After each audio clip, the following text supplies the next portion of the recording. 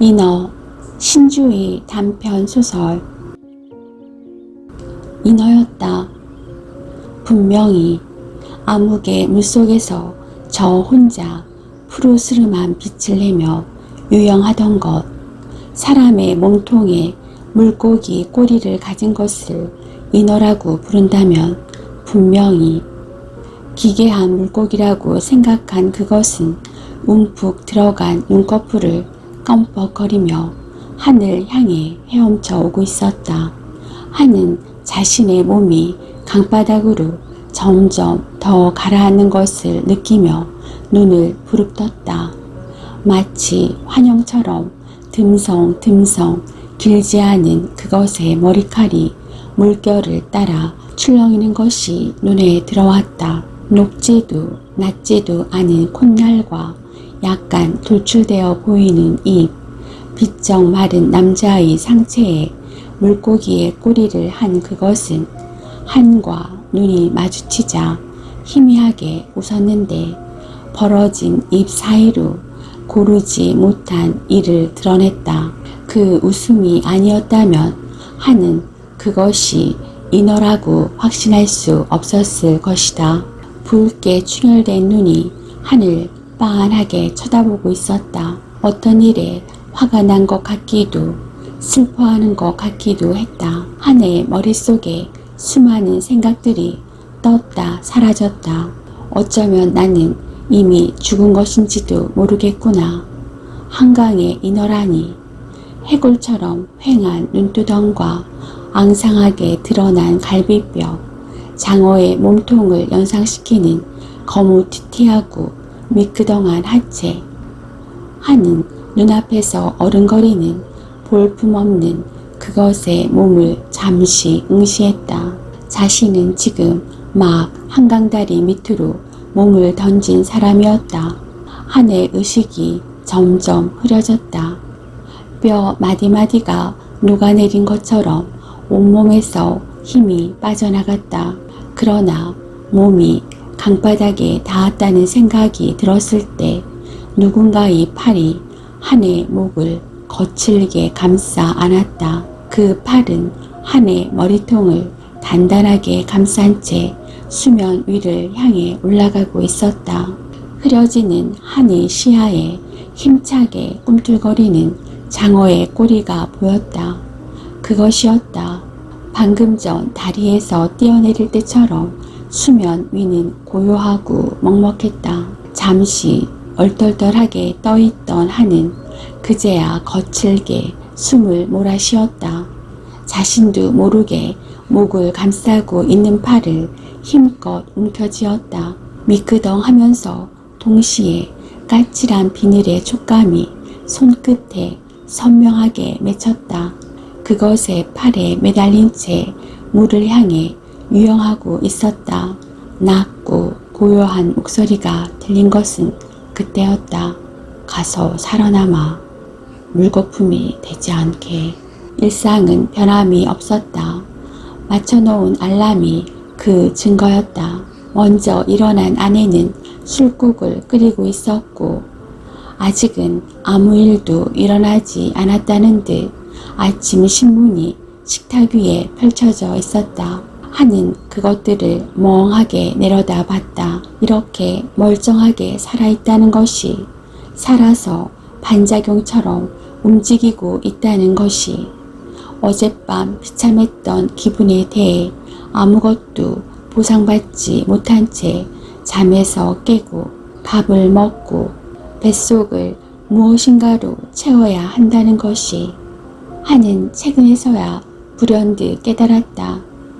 이것은 아주 오랜 기간에 걸쳐 도달한 결과라는 것을, 결국 한 걸음도 더 내디딜 수 없는 벼랑 끝에 도착했음을, 새삼스레 자신이 꽤 오랜 시간 동안 원인을 알 수 없는 무기력에 시달렸다는 것이 떠올랐다. 끊임없이 죽음을 생각하고 곧 끝낼 수 있을 거라는 기대로 하루하루를 버텼다. 우울증 약을 먹고 상담을 받고 회사와 집을 오갔던 일들, 그러나 비상구도 희망의 빛도 보이지 않는 회생불능의 상태는 계속됐다. 왜 이런 이상한 결과에 이르게 된 것인지 하는 짐작조차 할 수 없었다. 주식으로 재산을 날렸거나 신용불량자가 된 것도 아니었다.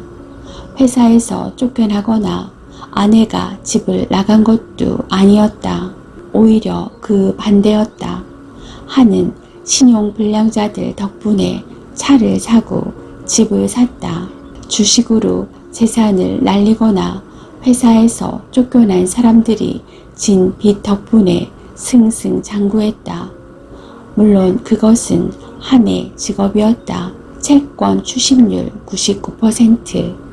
한은 채권 추심원이라는 글자가 새겨진 명함을 전단처럼 뿌리고 다녔다. 한의 외모는 이 엄중한 단어와도 잘 어울렸다.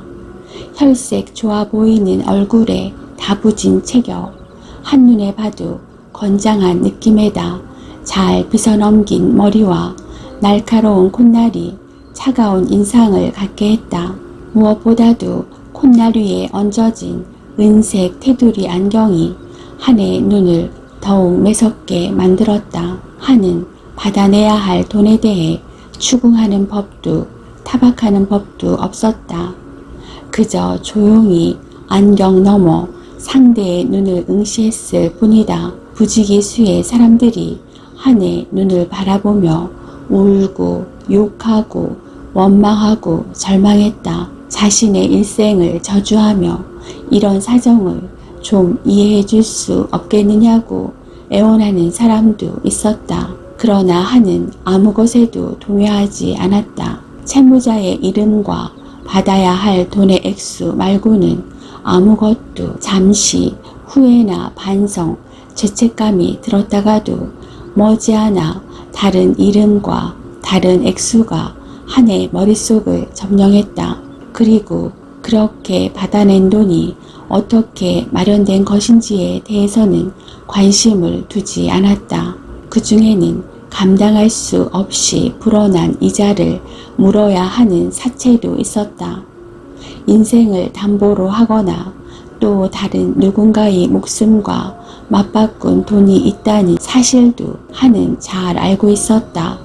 그러나 그건 역시 자신이 감당해야 하는 업무의 일부일 뿐이라고 여겼다. 그런데 이상한 일이었다.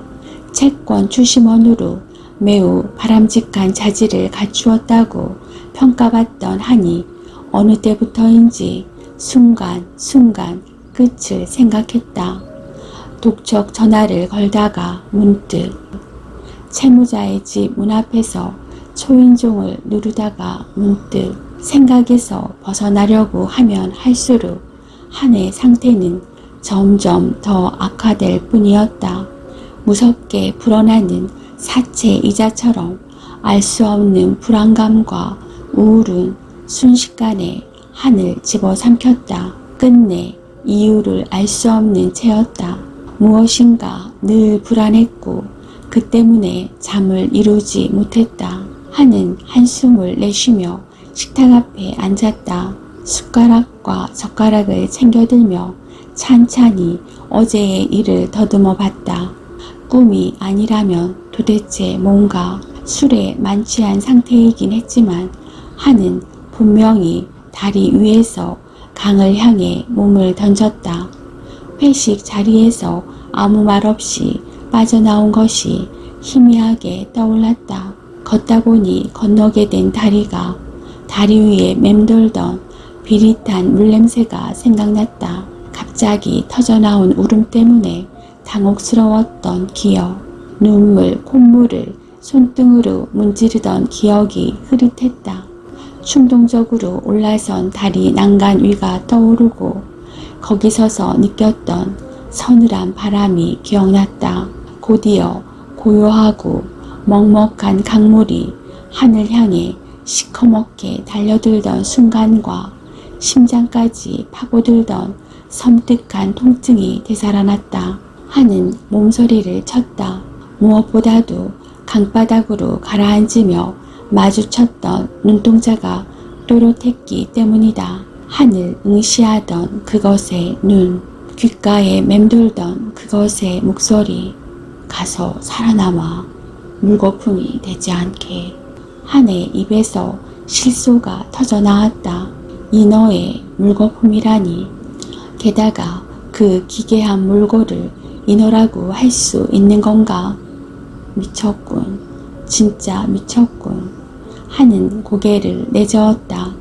그리고 의심 가득한 얼굴로 뒷주머니에 꽂혀있는 가죽 지갑을 꺼냈다. 불어버린 지폐와 색이 뭉개진 가족사진, 가죽무늬 등 주민등록증, 아직 다 마르지 않은 지갑이 축축했다. 하는 미로처럼 나뉘어진 파티션 사이를 빠르게 걸었다. 무표정한 얼굴에 한이 문득 멈춰서서 고개를 들었다. 장기 채권 3팀. 자신의 구역 앞에 붙은 배너를 멍하게 올려다 보았다. 사무실 문 앞 첫 번째 섹션부터 채권 1팀, 2팀, 3팀. 그것은 단기연체, 중기연체, 장기연체를 의미했다. 한이 처음 일을 시작한 곳은 1팀이었다. 주로 간단한 카드 연체나 각종 공과금 연체 건들이 몰려 있었다. 한과 함께 일을 시작했던 대부분의 동료들이 1팀을 시작으로 얼마 못 가 회사를 그만뒀다.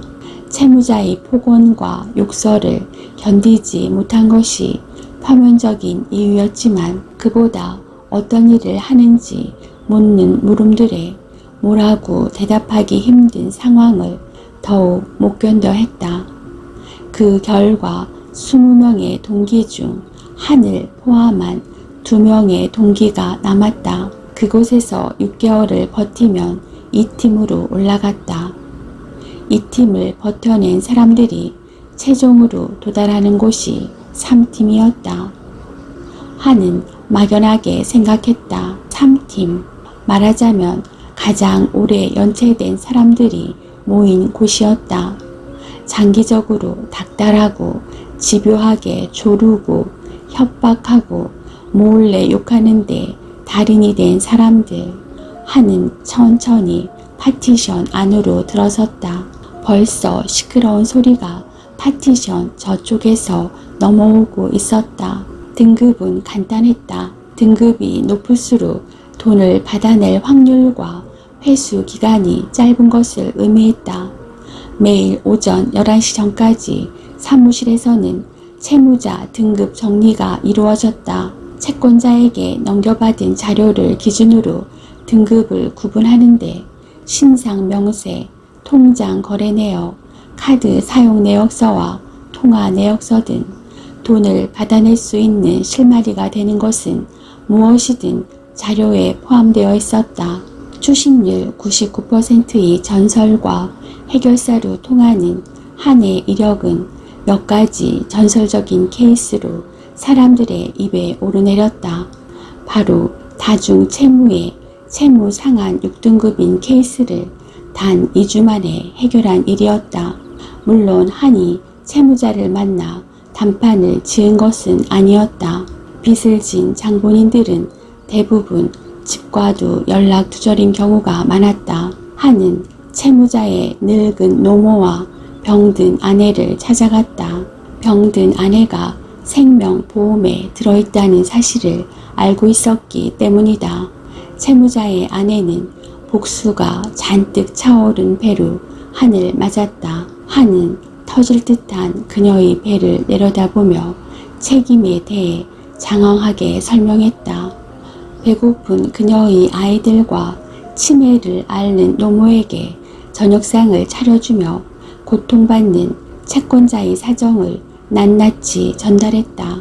남편의 무능을 까발리고 아버지의 무책임함을 고자질했다. 그래도 아이들과 노모는 한이 사온 치킨을, 떡볶이와 순대를 꾸역꾸역 목으로 넘겼다.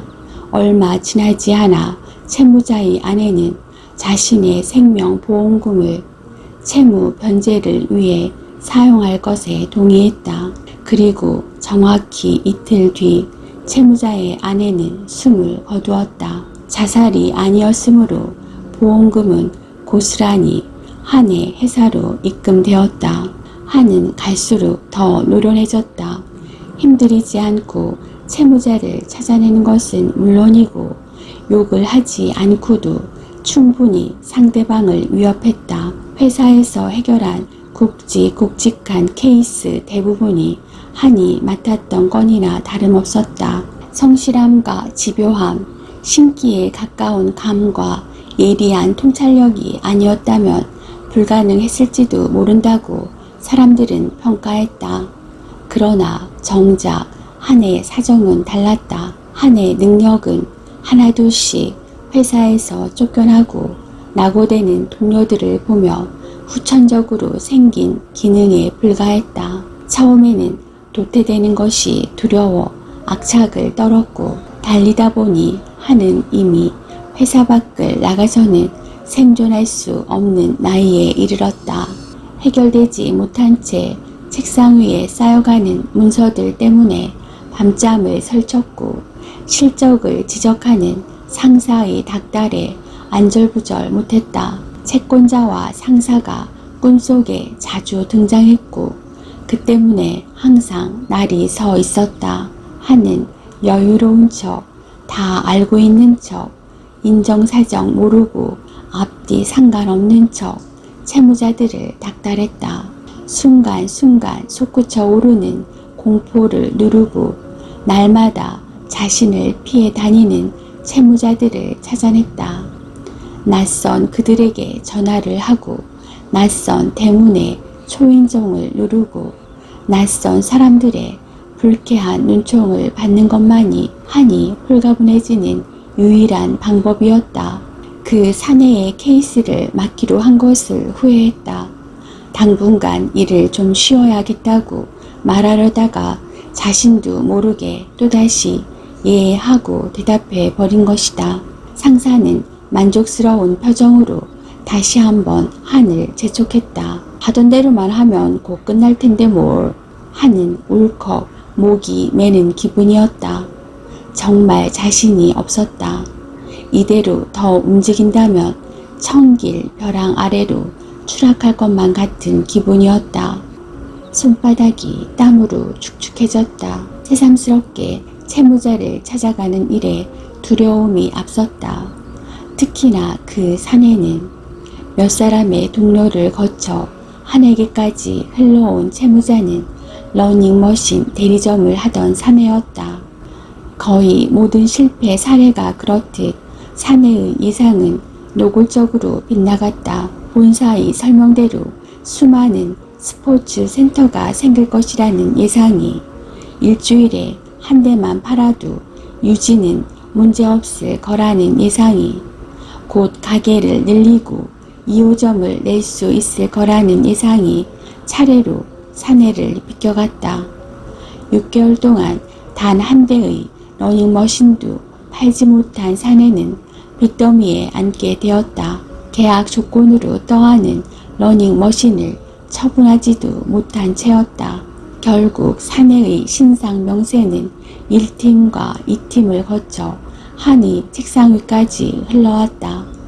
그 사이 사내는 잠적과 출몰을 반복했다. 한은 자꾸만 사라지는 사내를 찾아내야만 했다. 사내의 노부모와 이혼 소송 중인 아내를 만나고 아이들을 만나 그간 사내의 행적에 대해 물었다. 그러나 소송이니 압류니 하는 용어들을 들먹여서 그들을 채근하거나 위협하지는 않았다. 그저 조용히 움직였다. 고소장을, 가압류 통지서를, 채권자의 탄원서를 그들이 코앞에 들이밀었다.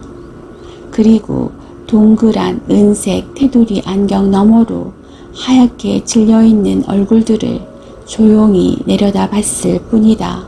모든 희망으로부터 완벽하게 차단시키는 것. 그것이 한이 알고 있는 가장 효과적인 방법이었다. 결국 상황은 한의 예상대로 흘러갔다.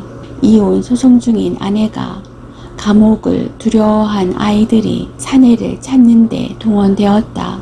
사내는 생각보다 들키기 쉬운 곳에 숨어 있었고 둘은 곧 다시 마주쳤다. 사내는 포장마차 귀퉁이에 앉아 술을 마시고 있었다.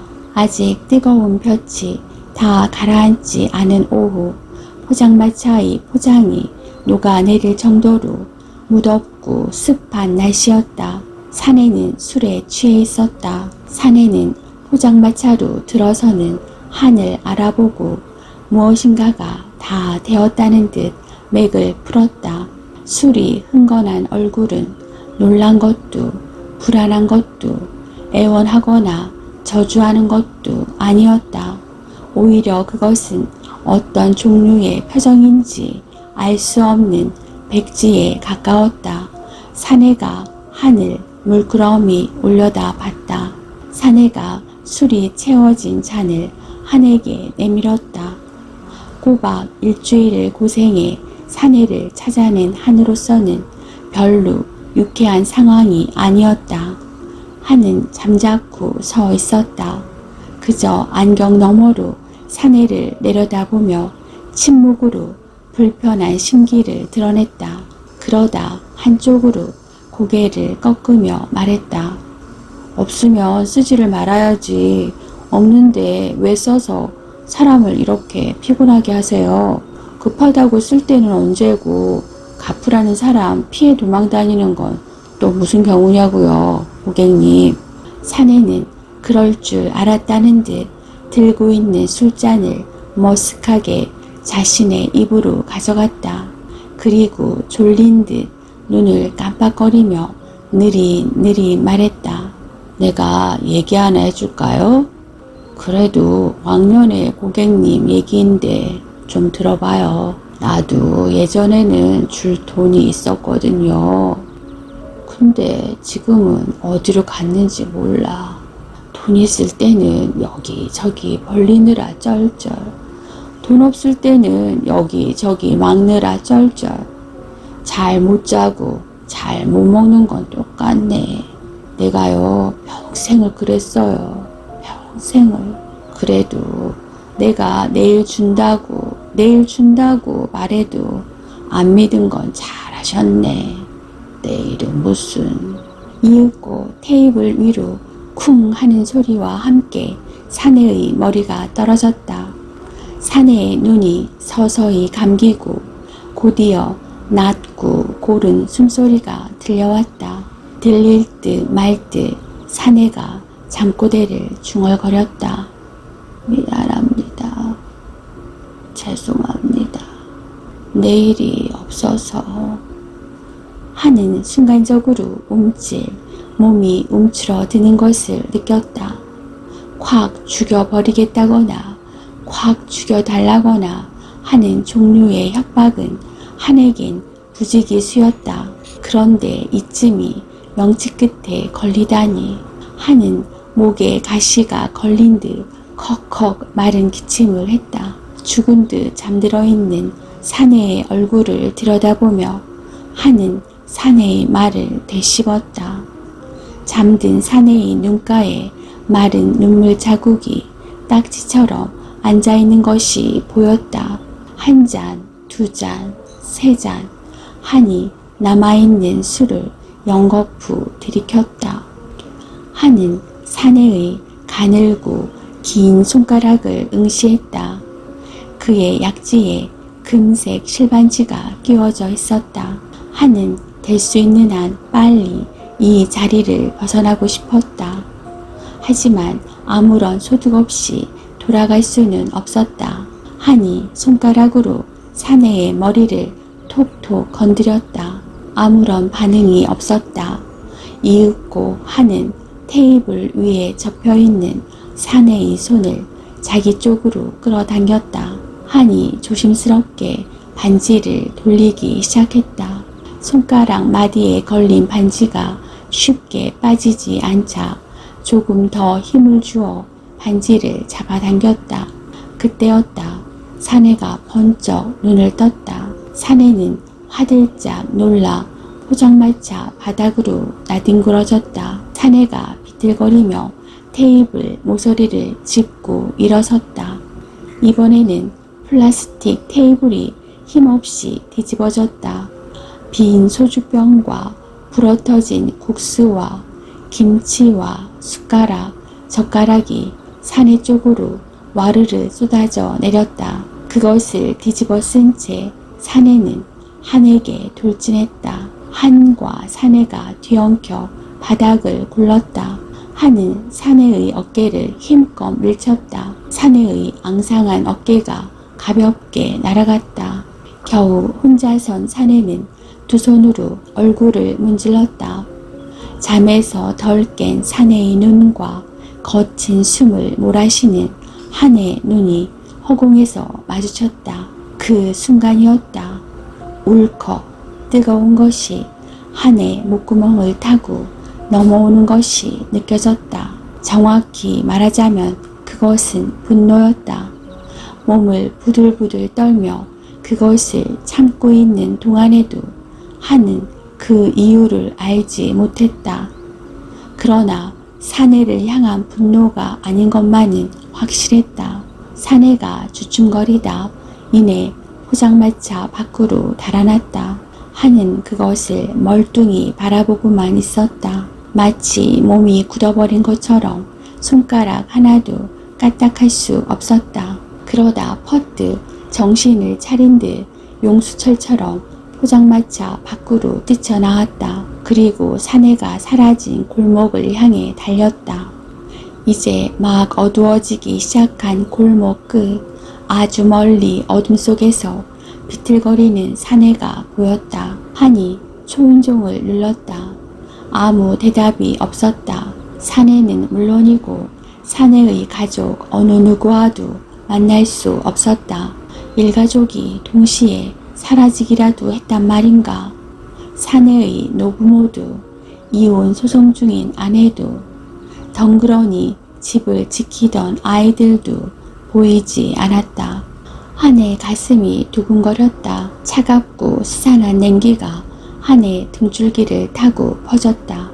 한은 혼자 중얼거렸다. 상사에게 분명히 아니요 라고 말할 걸 생각하지 않으려고 고개를 저으면 저을수록 사내의 비쩍 마른 얼굴이 자꾸만 또렷해졌다. 그리고 문득 물속에서 마주쳤던 그것의 얼굴이 겹쳐 떠올랐다. 가서 살아남아 물거품이 되지 않게. 한은 어쩐지 사내의 인상이 흡사 그것의 얼굴과 닮아있다는 생각을 했다. 한의 얼굴이 심하게 일그러졌다.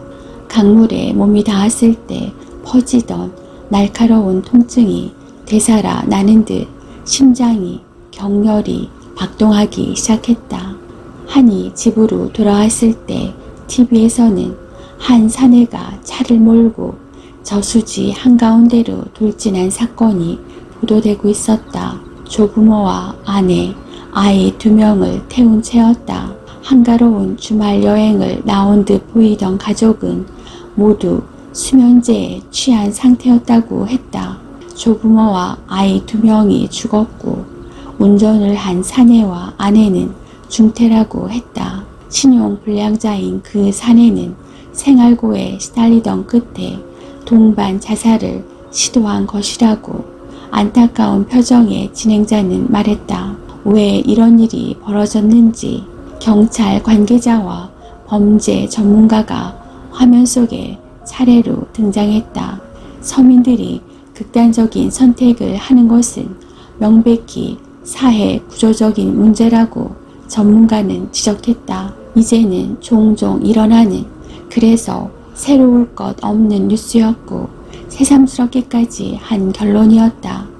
그러나 TV는 이런 사건이 마치 처음 일어난 일이라도 되는 듯 잡초가 무성한 저수지를 건져낸 승합차를 그 속에 널브러진 아이들의 옷가지와 버려진 약병을 반복해서 보여주었다. 그것을 지켜보는 한은 머리털이 곤두서는 듯한 느낌이었다.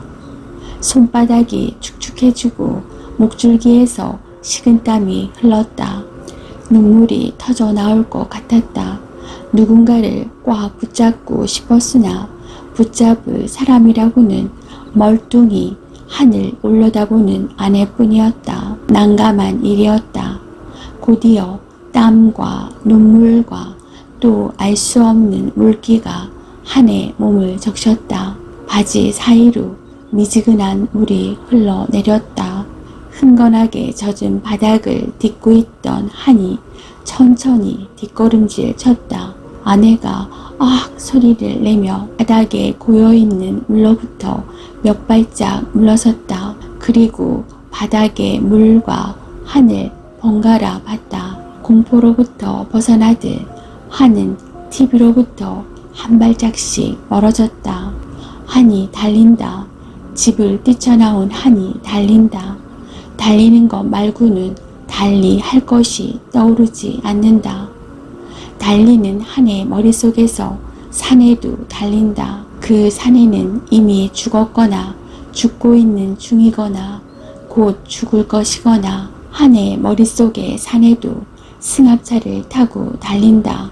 승합차 안에는 사내의 노모가 이혼 소송 중인 아내가 천진한 아이들이 잠들어 있다. 한이 달린다. 달리면서 의심한다. 승합차의 사내가 그 사내였다가 그 사내일 것이다가 그 사내가 아닐지도 모르다가 달리던 한의 눈앞에 한강이 보인다. 달리던 사내의 눈앞에 저수지가 보인다. 한강 다리를 향해 돌진하던 한이 문득 멈춰선다. 저수지를 향해 돌진하던 사내가 문득 멈춰선다. 설마, 설마, 설마. 걷고 달리고 달리고 걷고 또다시 한강이었다. 밤의 한가운데였고 다리의 한가운데였다. 그 어느 밤처럼 다리 위를 걷는 한의 얼굴에 미지근한 바람이 불어왔다. 한은 멈춰서서 숨을 골랐다. 생각해보니 많은 일이 일어난 것 같았다. 아니, 아무 일도 일어나지 않은 것 같기도 했다. 그러나 둘 다 꿈인 것처럼 몽롱하기만 했다. 그때였다. 이상한 느낌이 생전 처음 느끼는 묘한 감촉이 한의 몸을 감쌌다. 팔이 한의 팔이 아니고 다리가 한의 다리가 아닌 것 같은 한의 몸은 흠뻑 젖어 있었다. 손과 얼굴, 머리카락에서 알 수 없는 물이 자꾸만 흘러내렸다. 소매 끝에서도 뚝뚝 물이 떨어지고 있었다. 구두는 젖어있는 양말 때문에 걸을 때마다 찌걱찌걱 질척거리는 소리를 냈다. 한은 지금에야 그것을 알아차렸다. 땀 때문인지 눈물 때문인지는 알 수 없었다. 마치 몸이 녹아내리고 있는 것 같았다. 몸을 살피던 한의 눈이 자신이 발 아래에 고정되었다. 몸에서 떨어진 물이 하얀 거품을 내며 발 아래 고이고 있었다. 아주 적은 양이긴 했지만 그것은 분명 거품이었다. 한은 의아했다. 땀을, 눈물을 이렇게 많이 흘릴 수도 있나 하고 생각하는 찰나 그것의 말이 섬광처럼 떠올랐다. 가서 살아남아. 물거품이 되지 않게. 그것의 빨간 눈이, 그것의 목소리가 생생하게 되살아났다. 듬성듬성난 머리칼을 흔들며 한에게 헤엄쳐 오던 그것. 그것이 정말 인어였단 말인가? 그렇다면 나는 진짜 물거품이 되고 있는 것인가? 정말이지 말도 안 되는 일이었다. 마른 침을 삼키며 한은 얼떨떨하게 서 있었다. 믿기지 않지만 믿지 않을 도리가 없었다. 한동안 멍하게 서 있던 한의 눈에 다리 난간 옆으로 솟은 기둥이 보였다. 한의 시선이 부스 옆에 새겨진 글자에 멈췄다. SOS. SOS 글자가 새겨진 전화 부스는 위급 상황을 대비해 설치된 것이었다. 숫자판 대신 2개의 버튼이 달려있는 전화, 하나는 119라고 쓰인 버튼이었고 또 하나는 생명의 전화 버튼이었다 하는 피식 헛웃음이 나왔다. 사실은 웃음에 섞여 울음이 터져 나왔다. 어쨌든 둘 다 생명이 위급할 때 누르면 되는 거였다 하니 두 팔을 난간 밖으로 빼고 가슴을 기대자 발이 땅에 닿지 않았다. 난간의 가장 낮은 부분을 딛고 그 위에 올라섰다. 기둥에 의지한 채였다. 다리 위보다 조금 덜 뜨겁고 조금 덜 축축한 바람이 불었다. 그리고 그 위에서 내려다본 강은 생각보다 무시무시하지도 불길하지도 않았다. 가슴이 한껏 부풀어 오르다 가라앉았다. 뛰어내릴 작정은 아니었으나 혹 발을 잘못 디뎌 미끄러진다면 그건 어쩔 수 없는 일이라고 생각했다. 그리고 막연하게 그것의 얼굴을 다시 한번 보고 싶다는 생각이 들었다. 앙상한 몸에 장어의 꼬리를 가진 그것, 붉고 피로한 눈동자로 하늘 응시하던 그것, 물거품이 되지 않으려면 어떻게 살아내야 하는지 하는 난간 위로 솟은 기둥을 붙잡고 강과 다리 위를 번갈아 봤다. 허공의 반, 다리 위의 반, 한의 몸은 양쪽에 반씩 걸쳐져 있는 셈이었다. 한이 기둥에서 천천히 손을 뗐다. 다리 저편 끝까지 어떻게 되는지 한번 가보자 하는 욕구가 일었다. 외주를 타는 것처럼 한의 몸이 잠시 갸우뚱했다. 그러나 다시 균형을 잡은 한이 한 발짝 앞으로 걸어나갔다. 바람이 불 때면 한의 몸이 위태롭게 휘청거렸다. 강 끝을 향해 한 발짝 또 한 발짝 한이 기둥으로부터 서서히 멀어졌다. 멀어지는 한이 소매 끝에서 떨어지던 물이 조금씩 말라가고 있었다.